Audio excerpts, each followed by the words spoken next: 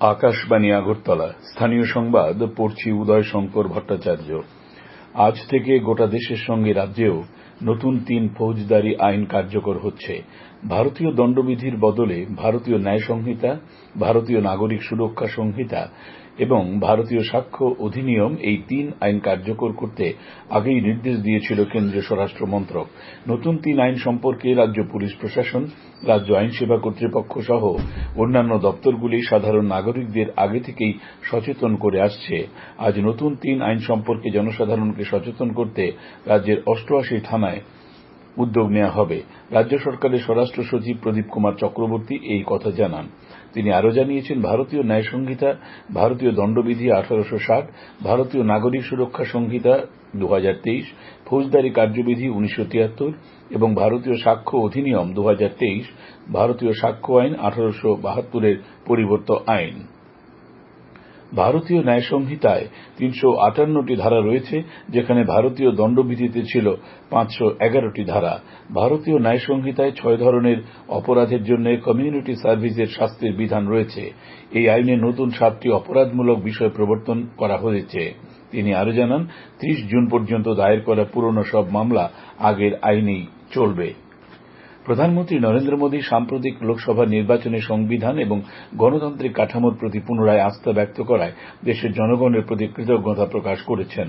তৃতীয়বারের মতো প্রধানমন্ত্রী হবার পর তিনি গতকাল মন কি বাত অনুষ্ঠানের 111তম পর্বে আরও বলেন, এই নির্বাচন ছিল পৃথিবীর সবচেয়ে বৃহৎ নির্বাচন প্রক্রিয়া, যেখানে 65 কোটি মানুষ তাঁদের গণতান্ত্রিক অধিকার প্রয়োগ করেছেন। প্রধানমন্ত্রী বলেছেন, 30শে জুন হল মহান হুল দিবস। এই দিবসটি মহান সিধু এবং কানহুর ব্রিটিশ শাসকদের অত্যাচার বিরোধী অসীম সাহসিকতার সাথে আত্মবলিদান সম্পর্কিত। বিশ্ব পরিবেশ দিবস উপলক্ষে গৃহীত এক পেড় মা কে নাম শীর্ষক কর্মসূচি রূপায়ণে সকলকে নিজের মায়ের নামে অথবা মায়ের সাথে অন্তত একটি গাছ লাগানোর আহ্বান জানান প্রধানমন্ত্রী। শ্রী মোদী বলেন, এই কর্মসূচির ফলে মানুষের সামনে তার মায়ের প্রতি সম্মান প্রকাশের সুযোগ এসেছে। এছাড়া প্রধানমন্ত্রী আগামী মাসে অনুষ্ঠেয় প্যারিস অলিম্পিকে অংশগ্রহণকারী ভারতীয় খেলোয়াড়দের অভিনন্দন জানিয়েছেন। রামনগর বিধানসভা কেন্দ্রের উপনির্বাচনে জয়ী হওয়ায় গতকাল বিজয় মিছিলের মাধ্যমে বিধায়ক তথা আগরতলা পুর নিগমের মেয়র দীপক মজুমদারকে শুভেচ্ছা জানায় রামনগর বিধানসভার বিজেপি কর্মকর্তারা। মিছিলে উপস্থিত ছিলেন মুখ্যমন্ত্রী অধ্যাপক ডাক্তার মানিক সাহা, বিধায়ক দীপক মজুমদার, বিজেপি রাজ্য সভাপতি রাজীব ভট্টাচার্য সহ অন্যান্য নেতৃত্বরা। মিছিলটি প্রগতি স্কুলের সামনে থেকে শুরু হয়ে রামনগর বিধানসভার বিভিন্ন এলাকা পরিদর্শন করে। মুখ্যমন্ত্রী এই জয়কে ঐতিহাসিক হিসেবে আখ্যায়িত করেন। আগরতলা রেল স্টেশনে 11 জন বাংলাদেশিকে গ্রেপ্তার করেছে পুলিশ। গতকাল সন্ধ্যায় 6 মহিলা সহ 11 জন বাংলাদেশি নাগরিককে বেআইনি অনুপ্রবেশের অভিযোগে গ্রেপ্তার করা হয়। রেল থানার ওসি তাপস দাস জানান, দুদিনে 22 জন বাংলাদেশি নাগরিককে বেআইনি অনুপ্রবেশের জন্য গ্রেপ্তার করা হয়েছে। ধৃতদের আজ আদালতে হাজির করা হবে। গতকাল সন্ধ্যায় গোপন খবরের ভিত্তিতে আসাম আগরতলা জাতীয় সড়কের বাগবাসায় পুলিশ একটি নম্বরবিহীন গাড়িতে তল্লাশি চালিয়ে 408 গ্রাম হেরোইন বাজেয়াপ্ত করেছে। জেলা পুলিশ সুপার জানিয়েছেন, বাজেয়াপ্ত হেরোইনের বাজার মূল্য 50 কোটি টাকার মতো। এই ঘটনায় পুলিশ 2 জনকে আটক করেছে। 2 জনের বাড়ি সোনামুড়ায়।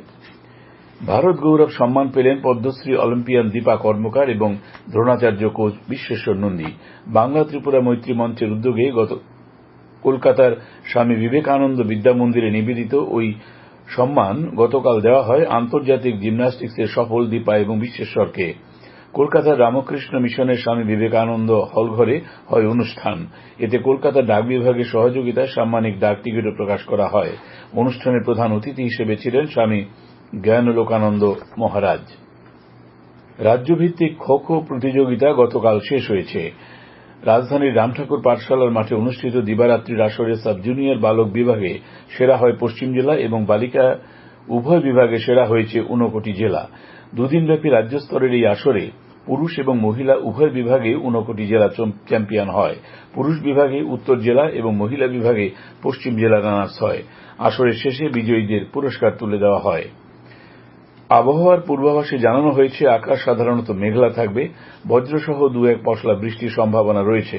গতকাল সকাল থেকে আজ ভোর পর্যন্ত বৃষ্টিপাতের পরিমাণ ছিল 51.8 মিলিমিটার।